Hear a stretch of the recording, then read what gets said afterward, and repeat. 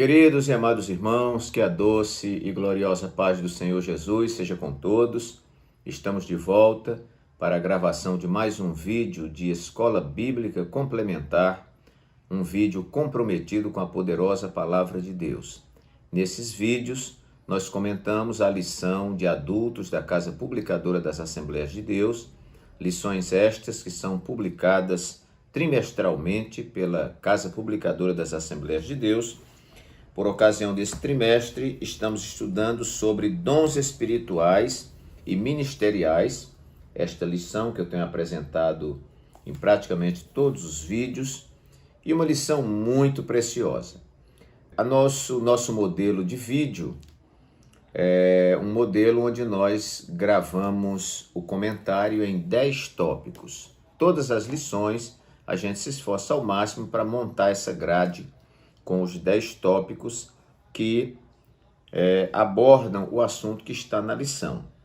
Você pode ir, tópico por tópico na lição, ou se você quiser, você pode espalhar como nós fizemos aqui, contanto que o conteúdo seja bem entendido pelo seu público, a quem você vai dar aula, ou para você que está estudando a lição. Então, nossa lição ela geralmente está disposta em 3 tópicos, nós vamos daqui a pouco falar, E nós pegamos tópicos, subtópicos, alguma ideia nova e vamos colocando aqui nesses 10 tópicos. Muito bem, a nossa lição de hoje vai falar sobre o ministério de profeta. Já estudamos muita coisa aí para trás, Que é bom a gente dar aqui uma lembrada.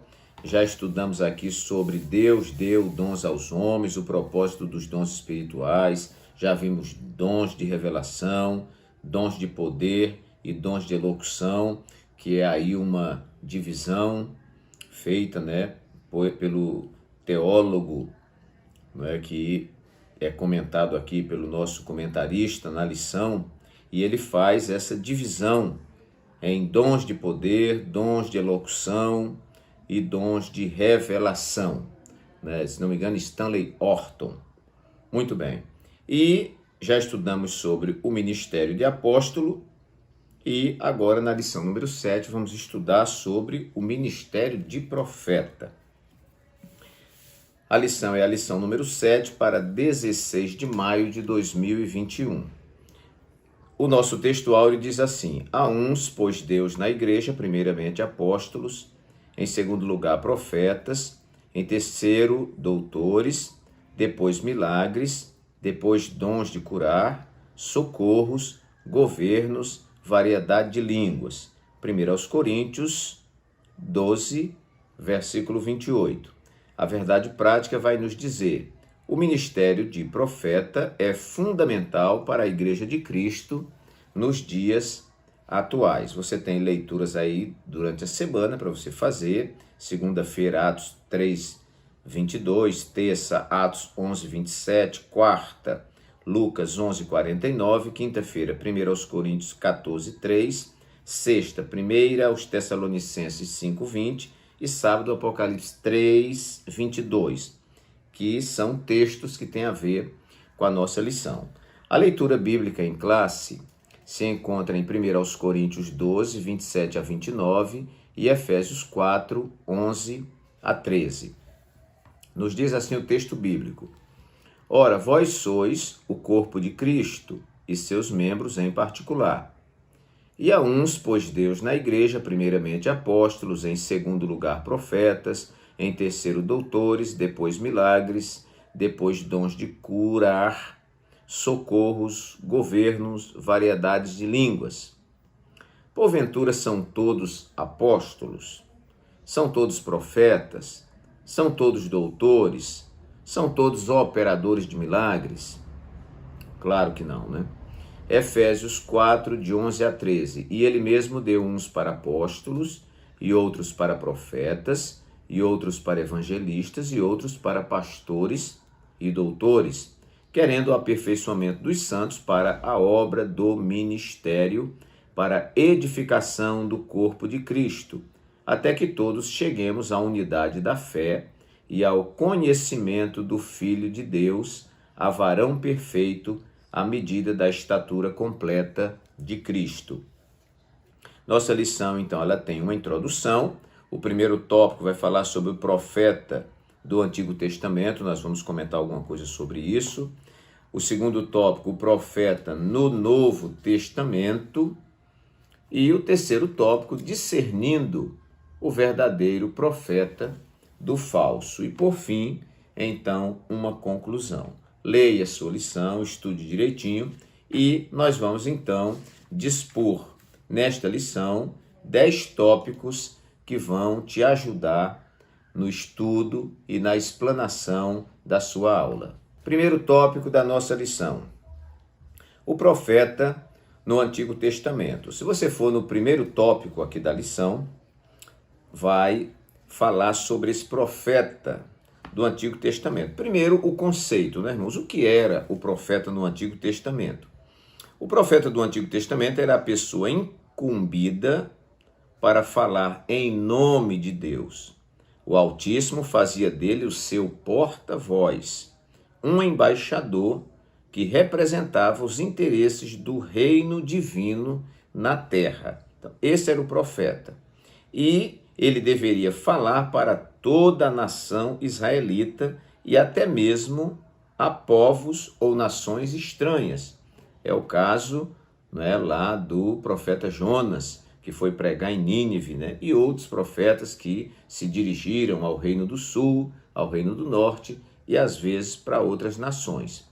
O ofício desse profeta: através da inspiração divina, o profeta recebia uma revelação que desvendava o oculto, anunciava juízos, emitia conselhos e advertências divinas. Expressões como "veio a minha palavra do Senhor" e "assim diz o Senhor" eram fórmulas usuais para o profeta começar a mensagem divina. O profeta também exerceu um importante papel de conselheiro na história do reinado de Israel. O profeta passou a ser perseguido, pois sua profecia confrontava diretamente a prepotência da nobreza, a dissimulação dos sacerdotes e a injustiça social. Então, este homem era um homem levantado por Deus, não é? Ele não vem de descendência genealógica, né? O pai era profeta, o filho era profeta, o neto era profetinha. Não, o profeta é um indivíduo especial, né, na história do Antigo Testamento, do Novo Testamento. Deus escolhia aquela pessoa e ele agora ia ser um porta-voz do Senhor. O profeta, ele não tinha compromisso com as estruturas de poder, mas ele era um homem que tinha autonomia para dizer o "assim diz o Senhor", dizer a palavra de Deus. Então, ele era muitas vezes conhecido como um vidente, né, porque ele predizia o futuro, e também alguém que era porta-voz do Senhor, um embaixador do Senhor. Esse era o profeta no Antigo Testamento. O segundo tópico que eu quero comentar com vocês é que o profeta era um homem chamado para um tempo de crise. Se não havia crise, não havia necessidade do profeta. O período em Israel de maior profusão do profetismo foi quando o reino foi dividido. Porque quando o reino de Israel foi dividido, os irmãos sabem da história, depois do reinado de Salomão, veio seu filho Roboão, e naquela crise que ele teve, né, em governar, porque ele prometeu ao povo que Salomão tinha apertado pouco, ele ia apertar muito mais, aqui parafraseando, né?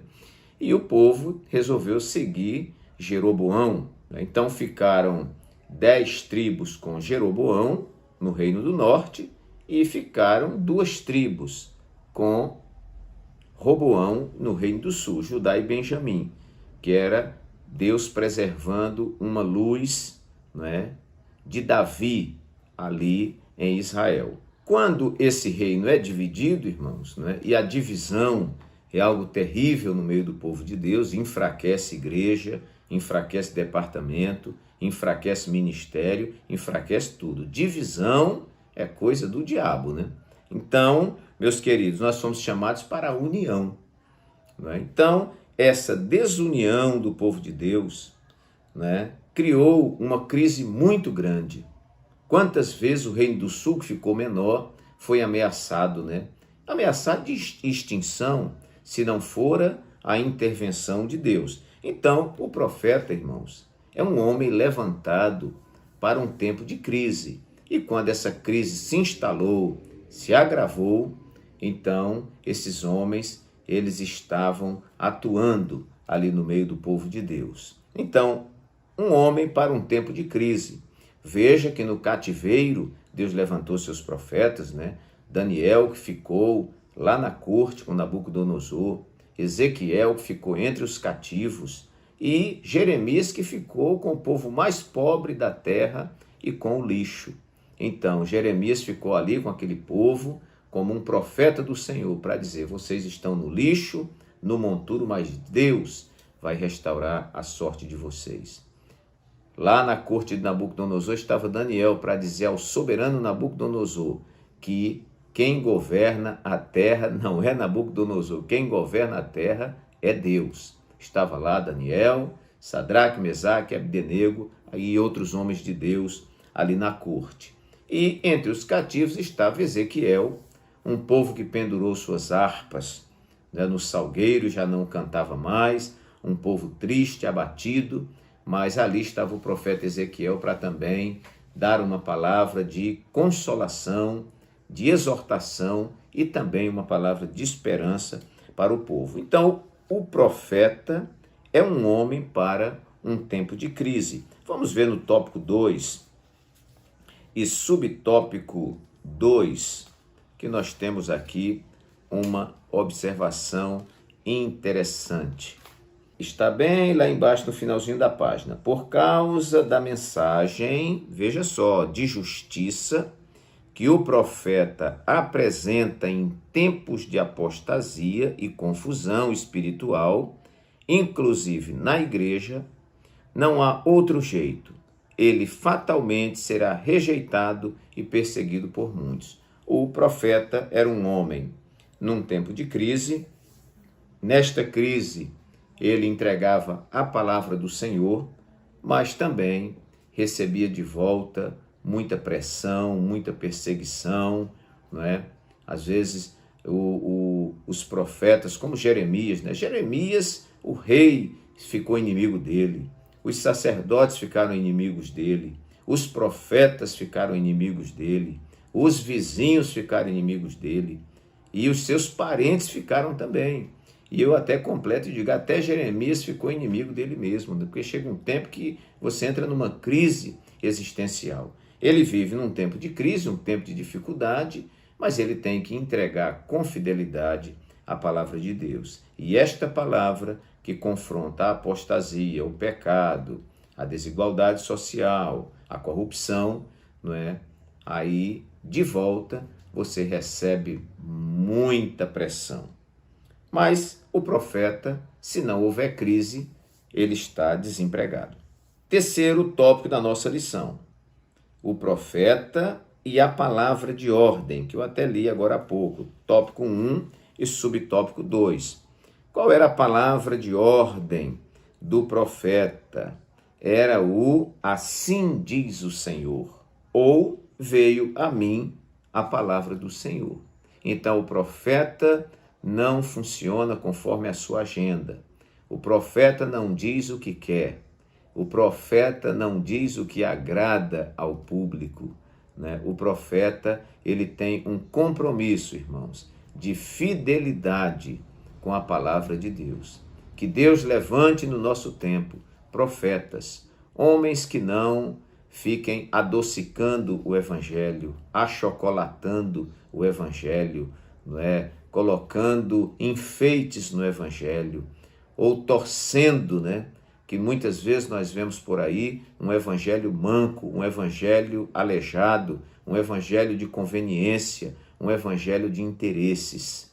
Mas o profeta de Deus, ele não entrega para o povo aquilo que ele quer, aquilo que ele gosta, mas muitas vezes contrariando o seu medo, o seu temor.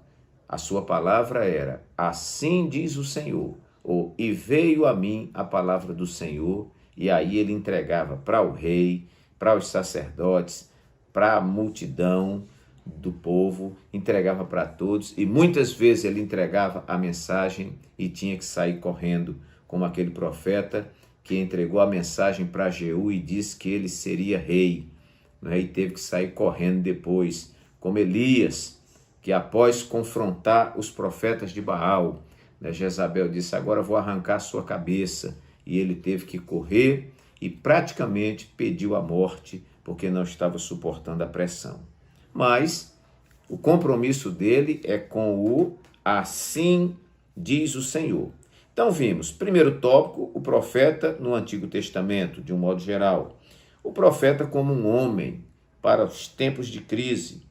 Terceiro lugar, o profeta e a palavra de ordem, que era assim diz o Senhor, ou e veio a mim a palavra do Senhor. Quarto tópico da nossa lição, o profeta e a palavra de confrontação. Quarto lugar, né? Está também no tópico 1 e subtópico 2 aqui, né?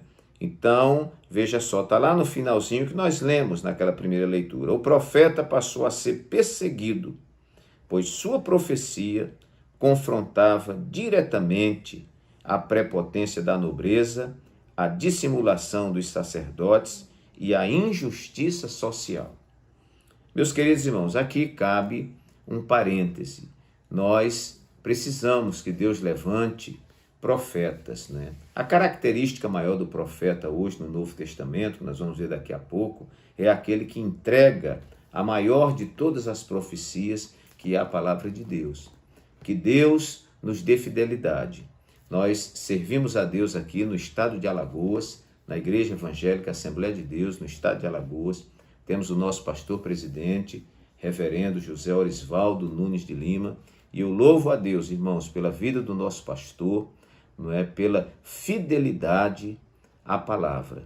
Você pode toda terça-feira entrar no site oficial da igreja, aí no AD Alagoas, toda terça-feira é o culto de ensino. Assista um culto para você ver o que é mensagem da palavra de Deus. Então nós aqui não negociamos a palavra do Senhor. Nós cremos que todo avivamento e toda melhora que possa vir à nossa nação, à igreja, ao mundo, vai ter que vir através da palavra de Deus. Nós não podemos selecionar textos para dizer ao povo. Não podemos separar os textos que nos são convenientes e desprezar outros. Eu estou trabalhando na igreja o Sermão da Montanha. E eu confesso aos irmãos que muitas vezes eu passo em locais do Sermão da Montanha e eu digo, meu Deus, eu vou dizer isso aqui para a igreja. Isso aqui não vai dar ibope. Eu acho que os crentes não vão dizer nem amém, e nem glória a Deus, e nem aleluia, porque o trecho é apertado. Mas o Espírito Santo fala no meu coração e diz, se Jesus falou, por que é que você não vai falar? Então, este é o compromisso, irmãos, daqueles que hoje são profetas do Senhor. É a fidelidade para com a palavra de Deus. Se o discurso vai bater de frente com o governo, vai bater de frente com autoridades, vai bater de frente com seja lá quem for, nós precisamos entregar a palavra. Nós não podemos ser desrespeitosos com as pessoas, não podemos discriminar as pessoas. Agora, temos que ser fiéis ao discurso da palavra de Deus. O profeta não pode se corromper. O profeta é um homem que recebe de Deus a palavra para entregar esta palavra para o povo. Agora, na grande maioria das vezes, esta palavra é uma palavra que vem confrontar, porque ela combate o status quo, ela combate aquilo que está acontecendo no momento, ela vai de encontro a um sistema corrupto e hoje, meus queridos, nós não estamos vivendo com a plenitude do anticristo atuando, mas o espírito do anticristo já vem atuando há muito tempo. Os irmãos podem observar que os valores, né, estão invertidos. O que era errado, hoje é certo. O que era certo, hoje é errado. Né? Então a gente está vendo uma deterioração da moral, da autoridade, né? E de tantas outras coisas. Mas o que é isso? É o pecado. A palavra do profeta confronta o pecado. Como o pecado é a ferida que está no povo, então você toca na ferida, o indivíduo não gosta, ele reclama e começa a lhe perseguir. Mas a Bíblia diz que se nós formos amigos do mundo, nós seremos inimigos de Deus, né? Então eu quero ser amigo de Deus, ainda que me torne um inimigo do mundo. Não tem problema. Então, o profeta e a palavra de confrontação. Muito bem, vamos então, meus queridos, para o nosso quinto tópico. O profetismo e seus objetivos. Vamos ver no tópico 1 e subtópico 3, aqui onde fala, né, do profetismo. Então veja, o objetivo desse movimento era restaurar o monoteísmo hebreu.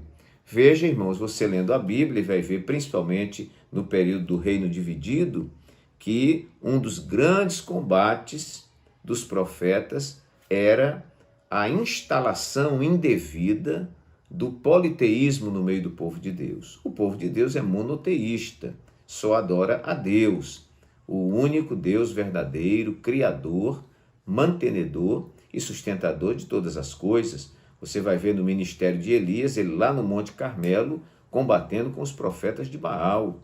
Então, meus queridos, aquelas nações que restaram ali em Canaã, porque quando o povo entrou em Canaã, a ordem de Deus era destruir aquelas nações para que eles se instalassem. Mas eles não fizeram isso. E aqueles povos ficaram ali na circunvizinhança. E os irmãos sabem que a influência de uma cultura sobre outra é algo quase que inevitável.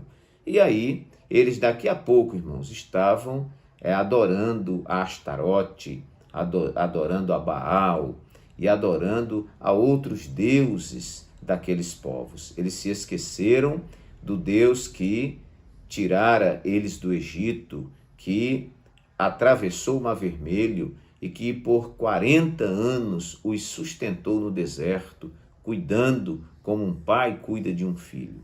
Eles se esqueciam disso e aí suas filhas casavam com as filhas do povo ímpio e os filhos dos ímpios casavam com as filhas do povo hebreu. Enfim, irmão, começou a misturada, e misturada de culto, e misturada de sacrifício, e daqui a pouco a corrupção estava instalada. Aí o profeta entrava para restaurar o monoteísmo, a adoração ao Deus verdadeiro. Também combater a idolatria. O que era a idolatria? A idolatria era a adoração a ídolos, né? Denunciar as injustiças sociais. Os profetas entravam em ação.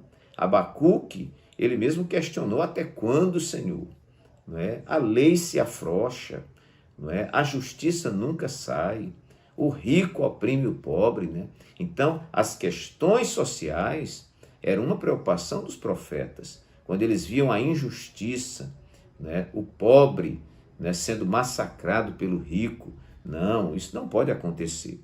Então, eles denunciavam as injustiças sociais, né? Proclamava o dia do Senhor. Olha, vem aí o dia do Senhor, o dia em que a justiça iria imperar. E também a função do profeta era reavivar a esperança messiânica, que era justamente a promessa do Cristo, a promessa do Messias.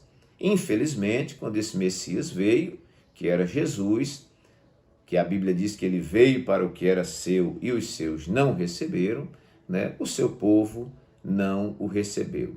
Jesus disse: olha, eu vim em nome do meu Pai e vocês não me recebem, mas se outro vier em seu próprio nome, a esse recebereis. E isso era uma profecia em relação ao anticristo. Então, meus queridos, o profeta anunciava o dia do Senhor, porque o profeta, irmãos, ele condena o erro, condena a injustiça, condena a idolatria, mas a palavra do profeta termina com uma palavra de esperança. O profeta não poderia terminar a sua palavra no final sem uma palavra de esperança.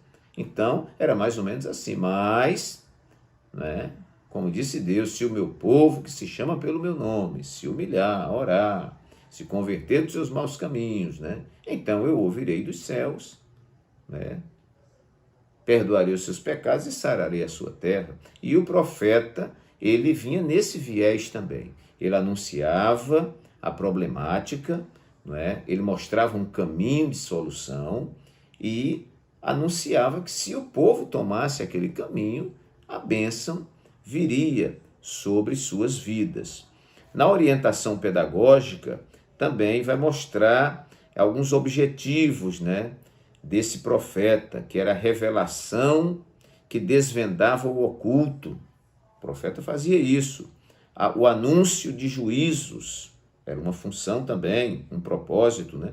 A emissão de conselhos e advertências. Esse ofício representava um ideal divino de restauração da verdadeira espiritualidade que provinha da obediência às leis de Deus. Então, meus queridos, aqui está o profetismo e seus objetivos. Isto era o que o profeta objetivava entregando a sua mensagem. Sexto tópico. Vamos assim fazer bastante enxuto, né? Você está entendendo aí a ideia, você pode ir recheando, que é para o vídeo não ficar muito longo. Então vamos ver o profeta no Novo Testamento. Lá no tópico 2, nós temos um início a esse assunto. A importância do termo profeta no Novo Testamento.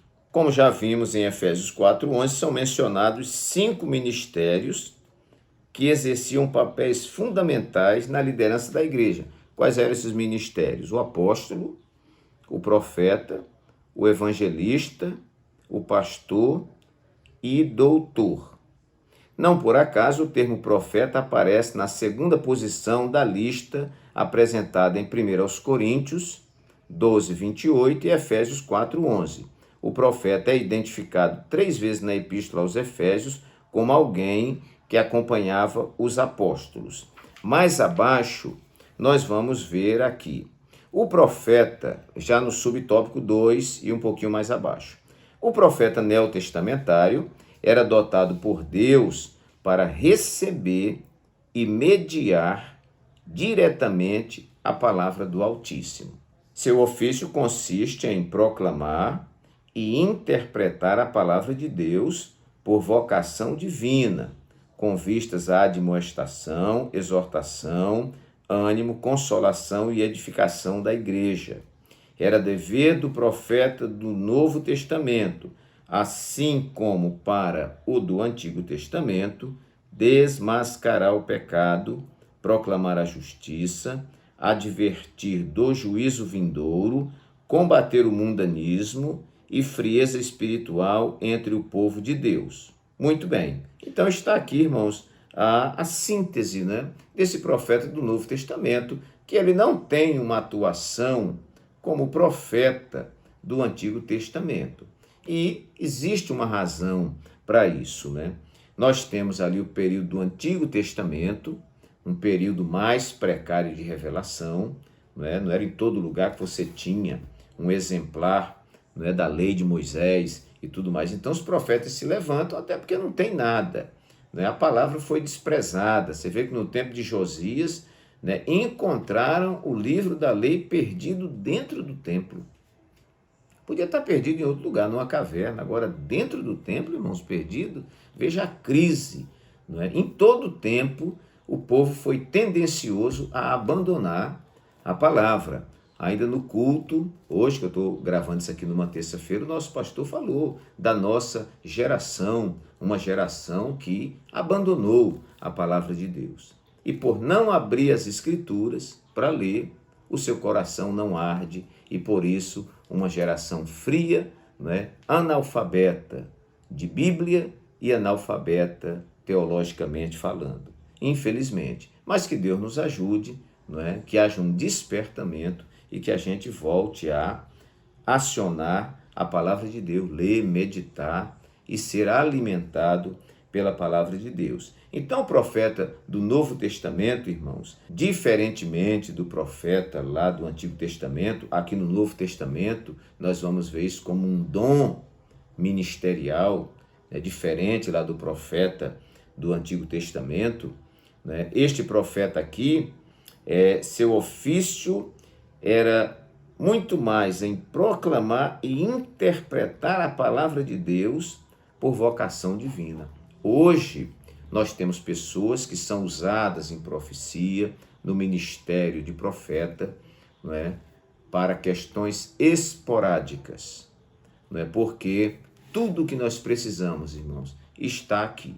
Eu sempre digo que o crente que lê Bíblia, ele não é um crente amarelo, um crente pálido, um crente manco, um crente que só vive em gabinete de pastor pedindo conselho e tudo. Não, ele é crente que tem conselho para dar, porque aqui na palavra de Deus nós temos o alimento da nossa alma.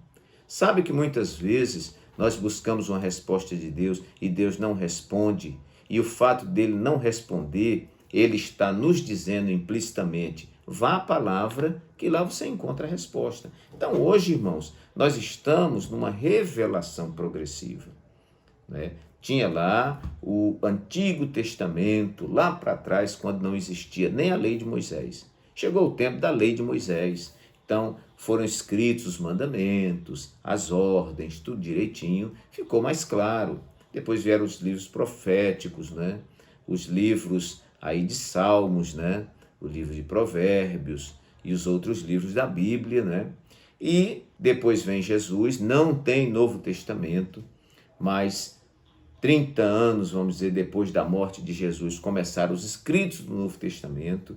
E aí, meus queridos, hoje nós já não precisamos tanto, vamos dizer, da atuação profética como precisava no Antigo Testamento e como precisava-se no início da igreja primitiva. Não podemos bloquear, isso aqui é um ministério, Deus usa os seus servos em profecia, a igreja precisa de profecia. Agora, irmãos, a maior palavra profética é a leitura, interpretação correta pela iluminação do Espírito Santo e a entrega com fidelidade desta palavra. É a maior de todas as profecias. E em ocasiões distintas, ocasiões especiais, em questões específicas, Deus pode usar aquele que tem o ministério de profeta para que seja usado no dom de profecia. Louvado seja o nome do Senhor. Então, este é o profeta do Novo Testamento. Subsídio teológico, eu coloquei aqui subsídio teológico 1, porque tem 2 aqui, Os profetas, vejam só, pertenciam à igreja apostólica e tinham um ministério específico de declarações inspiradas. Os profetas tinham como missão consolar, edificar e exortar as várias igrejas. Sua mensagem, porém, não deveria ser tomada como infalível, mas julgada e avaliada por outros profetas da igreja local, coisa que no Antigo Testamento não tinha essa igreja para poder fazer esta avaliação profética, mas no Novo Testamento já existe essa atualização. E graças a Deus por isso. Muito bem. 7º tópico eu coloquei aqui, um dom dado a uns e não a todos. Isso vale, irmãos, para todo dom. Por exemplo, a gente sempre fala, todo mundo não pode ser pastor, Uns foram chamados para pastores. Todo mundo não pode ser evangelista. Uns foram chamados para evangelistas. Todo mundo não pode ser apóstolo. Uns foram chamados para ser apóstolos. O texto aqui vai dizer que ele mesmo deu uns para apóstolos, outros para profetas, e outros para evangelistas, e outros para pastores e doutores. Então, cada um fique na vocação em que foi chamado. Às vezes nós nos vemos em situações que todo mundo quer ser uma determinada coisa. Não tem condição, Vai ser pastor aquele que Deus chamou para o pastorado. Vai ser evangelista aquele que Deus chamou para ser evangelista. Vai ser profeta, vai ser apóstolo, Quem Deus chamou para esse ministério. Então, um dom dado a uns e não a todos. 8º tópico, dom dado pelo Senhor. Olha só, aqui diz no início do versículo 11, e ele mesmo quem? O Senhor, ele mesmo deu uns para apóstolos. Então, meus queridos, saber que foi o Senhor que nos chamou para o pastorado, que nos chamou para evangelista, que nos chamou para apóstolo, que nos chamou para profeta, isto é um privilégio. Quem me chamou? O Senhor. Isso é um privilégio, isso aqui revela a exclusividade de Deus, porque só Ele pode fazer isso.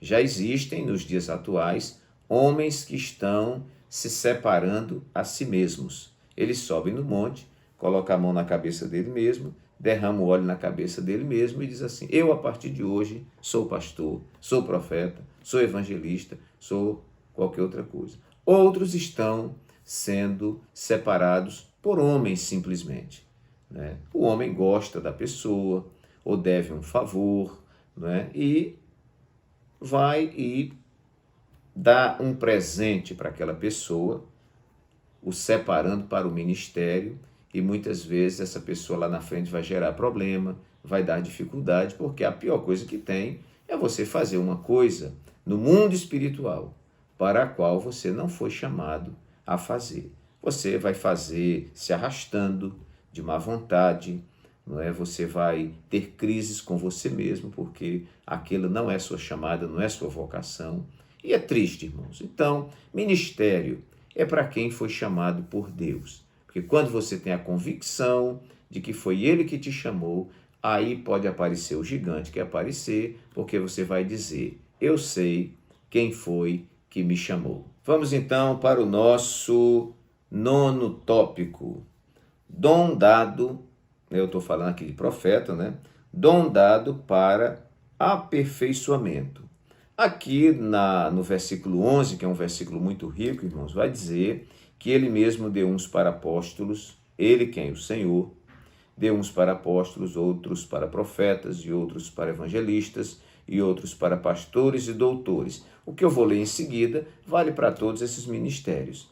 Querendo o aperfeiçoamento dos santos, para a obra do ministério, para edificação do corpo de Cristo, até que todos cheguemos à unidade da fé e ao conhecimento do Filho de Deus, a varão perfeito, à medida da estatura completa de Cristo. E mais embaixo vai dizer para que a gente deixe de ser menino, cresça e amadureça, né? Então veja só, um dom, 9º lugar, um dom dado para aperfeiçoamento. Essa classe, né, de dons de serviço, né, elas são para o aperfeiçoamento da igreja. Não é para minha vaidade, já estudamos isso, né? Não é para que eu tenha notoriedade no meio do povo, para que eu seja um destaque, seja uma estrela no meio do povo. Não, a gente é apenas um vaso de barro que está sendo usado pelo Senhor, pela sua graça e pela sua misericórdia. Já aprendemos que isso é um ato soberano de Deus. Ele usa a quem quer, do jeito que quer, até quando quer e para aquilo que for útil. Então, dom dado para aperfeiçoamento. Tópico 2 e subtópico 3. Nós temos alguma coisa aí interessante. O profeta é chamado por Deus a levar a igreja de Cristo a uma plena maturidade cristã. Pois como um organismo vivo, a igreja, o corpo de Cristo, deve desenvolver-se para a edificação em amor. Para que tal seja uma realidade, os profetas do Senhor devem desempenhar suas funções capacitados e dirigidos pelo Espírito Santo. Lembre-se, o Espírito Santo só se responsabiliza por aqueles que foram chamados por Deus, né? Nosso saudoso pastor José Antônio dos Santos, conhecido carinhosamente como pastor Zé Neco, de saudosa memória, ele dizia, né, que a quem Deus chama, Deus capacita, a quem Deus capacita, Ele envia, a quem Ele envia, Ele cuida, e de quem Ele cuida, Ele exige. Então, meus queridos, este profeta era chamado, como também os outros dons de serviço, para que o povo fosse aperfeiçoado. E o 10º ponto, irmãos, que é um tópico triste, porque fala dos falsos profetas. Onde existe o original, o verdadeiro, ali do lado existe também o falso, né? Só existe falso porque existe o verdadeiro. No 3º tópico, nós temos aqui, então, esta informação muito interessante, discernindo o verdadeiro profeta do falso. Veja só, primeiro subtópico, simplicidade versus arrogância. Onde está o profeta verdadeiro? Na simplicidade ou na arrogância? Duas características do verdadeiro profeta são a simplicidade e o amor. Ainda que a palavra seja de juízo, o coração do profeta transborda de amor e a sua conduta simples demonstra a quem ele está servindo. Irmãos, a palavra que o profeta fala não tem tanto a ver com ele. Ela passa por ele. Esta palavra vem de Deus, passa pelo profeta, não é? Claro que ele é um homem consagrado a Deus, né? E o profeta entrega essa mensagem. Mas muitas vezes o coração do profeta está derretido, não é? Porque de repente ele queria outra coisa, não é? E o profeta não trabalha querendo prejudicar as pessoas, querendo massacrar as pessoas. Quando ele entrega uma palavra de juízo, é porque o seu Senhor, lá dos céus, está ordenando. Também, o falso profeta só pensa em si, em seu status e benefícios. Profetiza objetivando a autopromoção. É por isso que hoje nós temos um monte de profeta por aí de meia tigela que só diz o que o povo quer ouvir. E Paul Washer, né, ele diz que a maior qualidade ou a maior marca de um falso profeta é aquele que só diz o que você quer ouvir. Então, é só doçura, e o que você estava esperando já está chegando, e agora você não vai mais sofrer, e o teu sofrimento acabou hoje. É tudo que o povo quer ouvir. Como o falso profeta, irmãos, está mais preocupado com a sua agenda do que com o compromisso com a palavra genuína, porque a palavra genuína, não é, ela pode alegrar você, mas ela pode te entristecer também. Ora, você vai ser confrontado no seu pecado, você vai ficar dando salto de alegria? Não, você fica triste. Não é? Você pode ser que vá a um culto e se o profeta for genuíno na palavra, ao invés de você sair pulando alegre, você vai sair com dor de cabeça. Não é? Mas você está com dor de cabeça por quê? Porque fui confrontado no meu pecado. Mas você foi confrontado para que você mude e tome uma nova atitude e sare dessa ferida que está lhe prejudicando. Então, no subtópico 2 também vai dizer que pelos frutos vocês vão conhecer esses profetas. Jesus disse que os reconheceríamos pelos seus frutos, está lá em Mateus 7, 15 e 20, pois o resultado ou fruto do que o profeta diz e faz revela o seu caráter. Lembre-se de que não devemos diferenciar o verdadeiro profeta do falso pela performance ou pelo espetáculo, mas pelos frutos que eles produzem. Então, irmãos, o negócio não é o enfeite, não é? O negócio não é o grito e tal. O negócio é o fruto. Fruto é que revela caráter cristão. O falso profeta, irmão, pode até falar bonito, mas ele não tem fruto de profeta do Senhor nem de servo de Deus. Ainda sobre o falso profeta. Falsos profetas são aqueles que ministram em nome de Jesus nas nossas igrejas e conferências. Os que partem o coração dos justos e que, embora o ministério seja apresentado em nome de Jesus, não é desempenhado pelo seu espírito. Então, diz que é em nome de Jesus, mas o controle de tudo aquilo não é do Espírito Santo. Meus queridos irmãos, então estão aí algumas informações, alguns tópicos que podem te ajudar nessa lição maravilhosa. Leia a lição toda, tem um conteúdo aqui muito bom, não é? E esses tópicos são apenas para complementarizar a sua aula. Se você gostou desse modelo de exposição, não se esqueça de se inscrever. Tem muita gente que assiste e se esquece de se inscrever. Então vai ali onde tem se inscrever, se inscreva, ative o sininho, tem uns sininhos que tem umas aspas, né?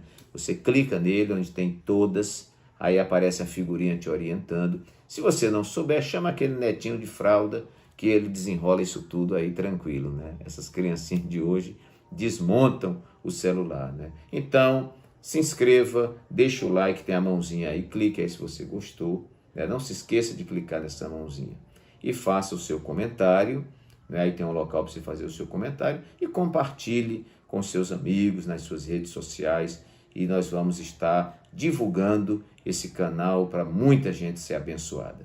Que Deus te abençoe, até o próximo vídeo e que o Espírito Santo fale mais alto ao seu coração.